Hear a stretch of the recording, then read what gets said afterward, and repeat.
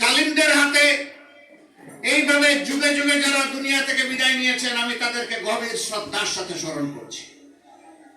মহান রবের দরবারে দোয়া করছি আল্লাহ যেন তাদেরকে শহীদ হিসাবে কবুল করেন। আমি শ্রদ্ধার সাথে স্মরণ করছি আমার অভিভাবক, আমার প্রিয় নেতা জনাব মাস্টার শফিকুল্লাহকে। আমি স্মরণ করছি আমার সিনিয়র সহকর্মী জনাব অ্যাডভোকেট আবুল কাশেম। এরকম যারাই এই জমিনে তিলে তিলে কষ্ট করে মানুষের কাছে ন্যায় এবং সত্যের দাওয়াত, ইনসাফ কায়েমের আওয়াজ পৌঁছে দিয়েছিলেন, আজকের এই জনসভা তাদের কষ্টের ফল। আল্লাহ তাআলা তাদের সকলকে ক্ষমা করুন।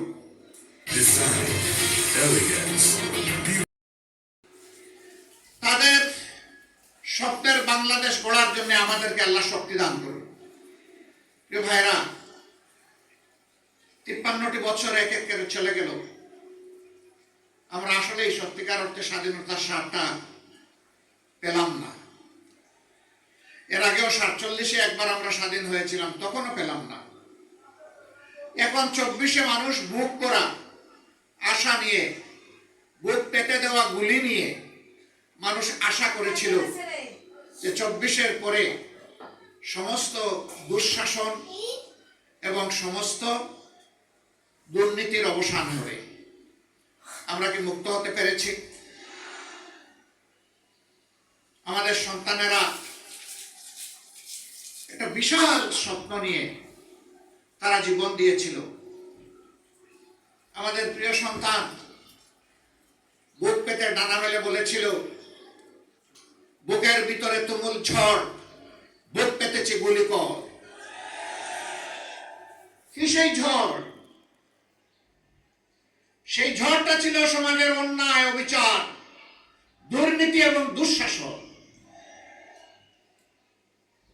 কোন যুগেই যুবকরা কখনো দুর্নীতি এবং দুঃশাসনকে সমর্থন করে না, বরঞ্চ তার বিরুদ্ধে গর্জে উঠে, প্রতিবাদ করে, প্রতিরোধ করে, যুদ্ধ করে বিজয়ী হয়।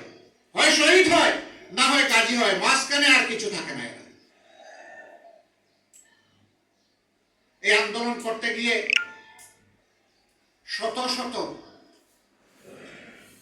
যুবক, শ্রমিক, মেহনতি মানুষ, সাধারণ মানুষ জীবন দিল। 34,000 মানুষ